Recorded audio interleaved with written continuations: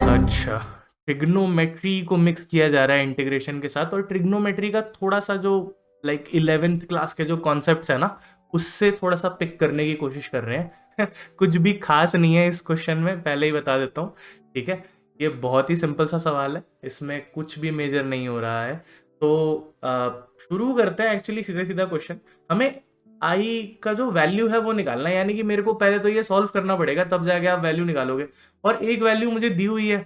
एक वैल्यू क्यों दी हुई है? क्योंकि मैं जब ये इंटीग्रेशन सॉल्व करूंगा मुझे कांस्टेंट ऑफ इंटीग्रेशन मिलेगा, तो वो कांस्टेंट की वैल्यू निकालने के लिए बस ये वैल्यू दिया हुआ, और कुछ भी नहीं है इसमें। ठीक है, चलो तो बढ़ते हैं आगे। इस क्वेश्चन को अगर मैं सॉल्व करूं, तो एक तो मुझे कॉट दिख रहा है यहाँ पे, है ना, कॉट दिख रहा है। और कॉट का जो डिफरेंशिएशन होता है वो कोसेक होता है। कोसेक तो है नहीं यहाँ पे, पर साइन जरूर है, और साइन स्क्वायर तो कोसेक स्क्वायर बन ही सकता है, राइट। तो मेरे को वो सब्सटीट्यूशन वाला फील आ रहा है, और मैंने ये बताया भी आपको, सब्सटीट्यूशन के ही क्वेश्चन आते हैं ज्यादातर। मैंने एक वीडियो बनाया था बाय द वे, जिसमें एक ही वीडियो में मैंने एटलीस्ट जो बेसिक कॉन्सेप्ट्स हैं आपको इंटीग्रेशन के पता होने चाहिए। हर वीडियो में बोलता रहता हूँ मैं, ये नहीं देखा है देख लेना। कुछ लोग पहली बार इस वीडियो पे देख रहे होंगे ना मुझे, उनके लिए बता दे रहा हूँ। तो मैंने बताया वहां पे कि इंटीग्रेशन, इनडेफिनेट इंटीग्रेशन के क्वेश्चंस जो होते हैं ज्यादातर वो सब्स्टिट्यूशन पे बेस्ड होते हैं। आपको ऑब्जर्व करना होता है कोई चीज और सब्स्टिट्यूट करना होता है, और उसके लिए फॉर्मूलाज की जानकारी होनी चाहिए अच्छे से। तो कॉट से कोसेक स्क्वायर बन जाएगा, मतलब एक चीज है और उसका डेरिवेटिव भी मौजूद है वहां पे। तो इस वजह से वो आइडिया क्लिक करना चाहिए। 6 तो कांस्टेंट है, बाहर निकाल ले रहा हूँ। साइन स्क्वायर ऊपर जाके कोसेक स्क्वायर बन जा रहा है, ठीक है। और dx है ऑफ कोर्स, और ये 1 माइनस कॉट एक्स है, ठीक है। अब सब्सटीट्यूट क्या किया जाए? सब्सटीट्यूट सिंपल है। आप क्या कर रहे हो? आप कर रहे हो 1 माइनस कॉट एक्स को टी पुट कर ले रहे हो, सिंपल, ठीक है। अगर आपने इसको टी पुट किया तो क्या होगा? अगर आपने इसको टी पुट किया, तो जब आप डिफ्रेंशिएट करोगे दोनों साइड, कॉट का डिफ्रेंशिएशन होता है माइनस कोसेक स्क्वायर, है ना।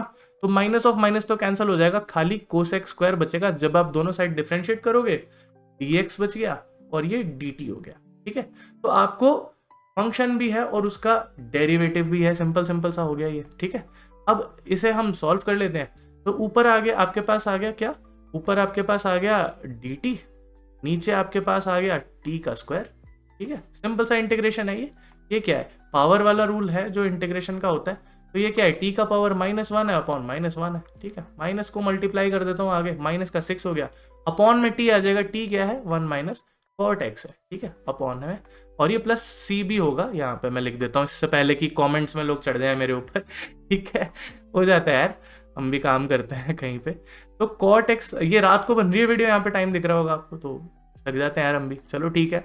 प्लस कांस्टेंट है, ठीक है। अब इसके बाद क्या कर रहे हैं? हमें कांस्टेंट की वैल्यू चाहिए, तो आई ऑफ जीरो दे रखा है आपको। आई ऑफ जीरो क्या वो दिया हुआ है? 3 दिया हुआ है। तो जीरो वैल्यू अगर आप डायरेक्टली पुट कर सकते हो, वैसे पुट करना तो नहीं चाहिए क्योंकि यहाँ इन्फिनिटी वाला मामला बन जाएगा ना। कॉट कॉट का ग्राफ अगर आपको पता हो, अगर आप जीरो की तरफ जाओगे, इतना ट्रिग्नोमेट्री पता ही होगा ना आपको, जो टैन होता है वो ऐसे चलेगा, कॉट जो है वो ऐसे चलता है, तो इन्फिनिटी की तरफ जाता है ना।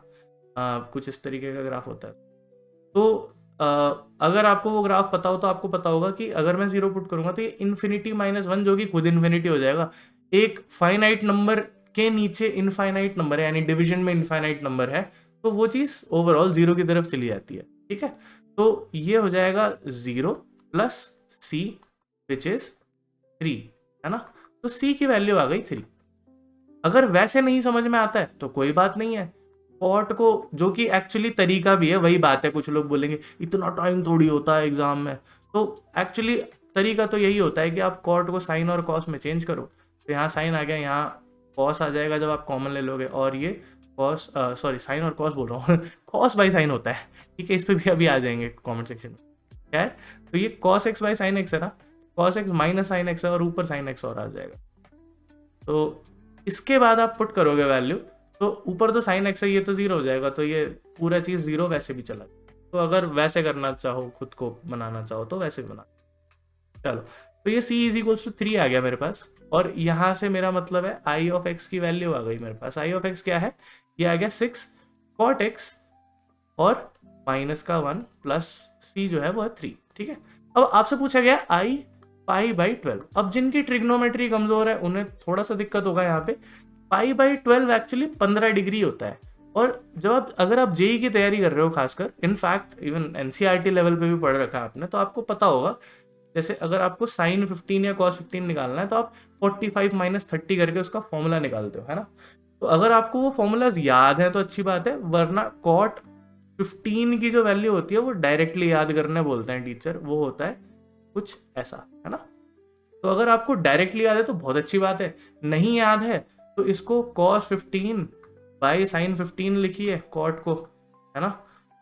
cos 15 की वैल्यू अगर नहीं याद है तो फिर निकालिए 45 माइनस 30 में से, वो वैल्यू क्या आएगी, वो वैल्यू आती है √3 माइनस 1 बाई 2√2 आती है, और अपॉन में ये आएगा √3, ये माइनस नहीं आती, कॉस में प्लस आती है, साइन में माइनस आती है ना। फिर आप इसे रैशनलाइज वगैरह करोगे, ये बन जाएगा आपका, करके देख लेना। तो ये वैल्यूज थोड़ी सी याद रखिएगा, अच्छा रहता है। और tan का वैसे ही यहाँ पे माइनस आ जाता है, ऐसे याद रख लेना। अब इसे हम सॉल्व करते हैं, तो 2 माइनस 1 1 हो गया यहाँ पे, और इसे मैं रैशनलाइज भी कर देता हूँ साथ ही साथ।